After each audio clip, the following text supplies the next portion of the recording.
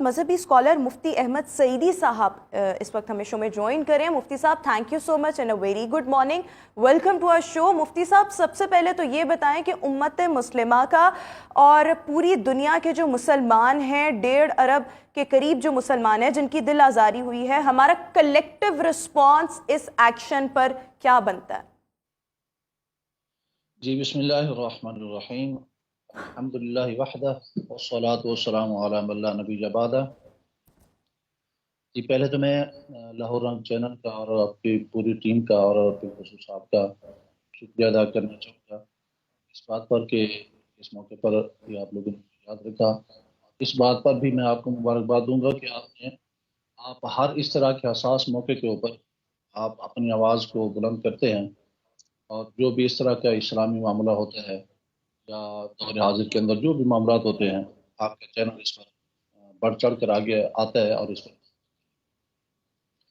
हाल जी ही में जो वाक़या पेश आया, कुरान पाक की बेहुरमती की गई, और यकीनन इस पर सिर्फ मैं नहीं, आप भी और तमाम आलम इस्लाम के मुसलमान जो हैं इस पर सरापा एहतिजाज हैं, और हम इसकी भरपूर अंदाज में मजम्मत करते हैं। जितना भी मजम्मत की जाए वो कम है। और ये पहला वाक़या नहीं है, इससे पहले भी ये वाक़यात होते रहे हैं। अल्लाह करे कि बाद में ये वाक़यात ना हो। इसके असबाब क्या हैं, इसके ऊपर गौर करने की ज़रूरत है।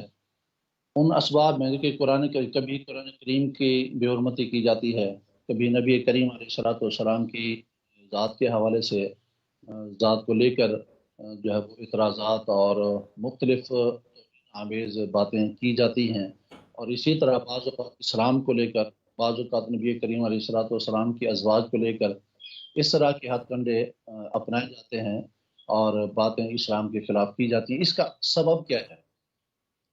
इसके चंद एक पॉइंट्स मैं सामने रखूंगा जो सबब हैं इसके, कि जो अब जो कुरान करीम के बेहुरमती की गई उसके मुख्तलिफ असबाब हैं। उनमें से एक सबब तो सबसे पहला जो इस्लामोफोबिया है, जो जैसा कि आपने भी इंट्रो के अंदर बात की है कि पहले अमेरिका और इसके अलावा डेनमार्क और मुतअद्दिद ममालिक ने जो है गह बगह जो है इस तरह की हरकतें करते रहते हैं। तो इस्लामोफोबिया ये सबसे पहली वजह है कि जिसके सबब ये लोग इस तरह की हरकतें करते हैं।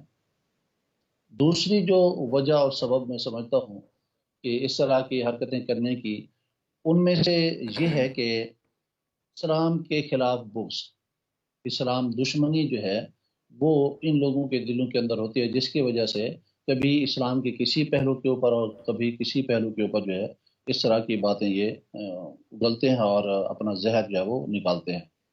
इसके साथ साथ मुसलमानों के खिलाफ जो इनके दिल के अंदर बुग़्ज़ और नफ़रत और तासुब होता है, उसका इजहार के लिए ये लोग इस तरह की हरकतें करते हैं। चौथा सबब ये भी है कि इस्लामी तालीमात से ये लोग, यकीनी बात है कि ये नावाकिफ़ होते हैं। इस्लामी तालीमात से सादर नावाकिफियत की वजह से इस तरह की हरकतें ये करते हैं।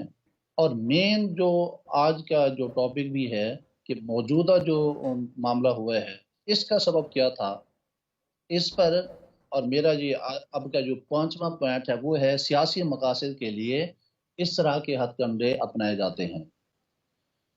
जैसा कि अभी स्वीडन ने किया कि तुर्की के साथ मामलात हैं, तुर्की बिल्कुल जो है ठीक। वो मुफ्ती उनको साहब, कता कलामी की माजरत चाहूंगी, we are short of time. I would like to request you कि थोड़ी सी इस पर रोशनी डालिएगा कि हमारा रवैया इस पर क्या होना चाहिए, हमारा रिस्पांस पूरी दुनिया के ममालिक में, पूरी दुनिया के जो मुसलमान हैं, मुसलमान ममालिक के जो लोग हैं, उनका रिस्पांस क्या होना चाहिए। और एक और पहलू जिस पर मैं यहाँ पर थोड़ा सा ऐड इसलिए करना चाहती हूँ क्योंकि एक रिस्पांस जब यहाँ पर आएगा, हो सकता है अगले 2-3 रोज़ में हम पूरे पाकिस्तान में कोई जलसे जुलूस देखें।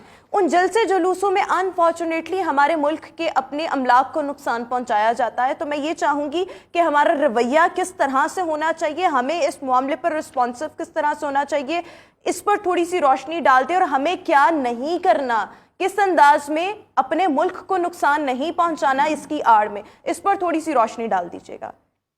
जी जी, इस हवाले से मैं गुजारिश करूंगा कि इजहार करना तो साफ ज़ाहिर है हमारा हक है और बनता भी है करें, लेकिन उसमें اس اظہار کی آڑ میں آ کر اپنے ملک اسلامی ممالک جتنے بھی ہیں ان کا جو رویہ اس موقع کے اوپر ہونا چاہیے وہ یہ کہ اسلامی ممالک مل کر جو ہے وہ لائحہ عمل تیار کریں اور بین الاقوامی عدالت میں اس کو لے کر جائیں، ایک چیز۔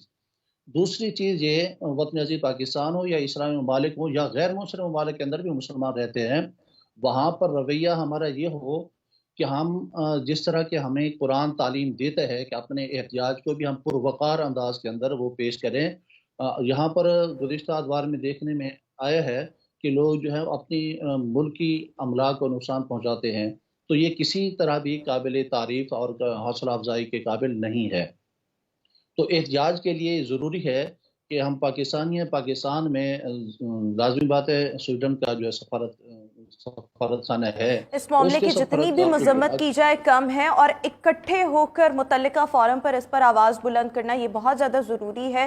بہت شکریہ، مفتی احمد سعیدی صاحب ہمارے ساتھ شو میں موجود تھے، اپنی اوپینین ہمارے ساتھ شیئر کر رہے تھے۔